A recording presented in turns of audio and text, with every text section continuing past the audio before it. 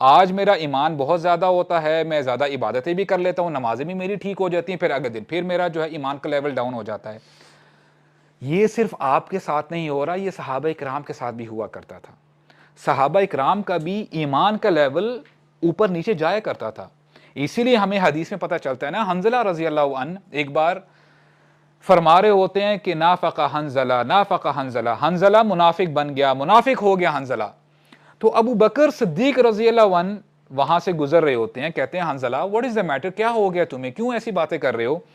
कहते हैं या अबा बकर, जब हम रसूलुल्लाह के साथ बैठे होते हैं तो हमें ऐसे महसूस होता है कि जन्नत हमारे सामने है, जहन्नम हमारे सामने है, और ईमान का लेवल इतना ऊपर होता है। लेकिन जैसे ही हम रसूलुल्लाह की मजलिस से निकलकर बाहर आ जाते हैं, अपने घर वालों के साथ, बीवी बच्चों के साथ, अपने काम काज में बिजी होते हैं, बिजनेसेस में, पढ़ाई में, ईमान का लेवल बहुत नीचे हो जाता है।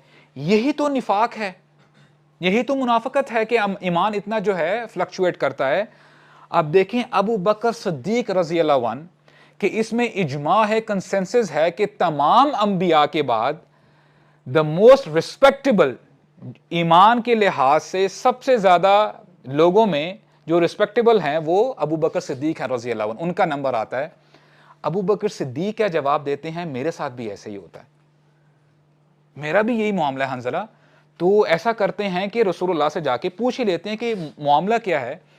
तो रसूलुल्लाह को जब इन्होंने बताया कि या रसूलुल्लाह, जब हम आपके साथ होते हैं हमारा ईमान का लेवल बहुत ऊपर होता है, और जब आपको छोड़ के जाते हैं तो हम अपने जब काम काज में बिजी हो जाते हैं तो हमारा ईमान का लेवल डाउन हो जाता है, तो आया ये निफाक है? तो रसूलुल्लाह फरमाते हैं कि अगर तुम्हारा ईमान वही रहे जो मेरे साथ रहते हुए होता है तो फरिश्ते तुम्हारे बेडरूम्स में आके तुमसे सलाम करें, मुसाफा करें।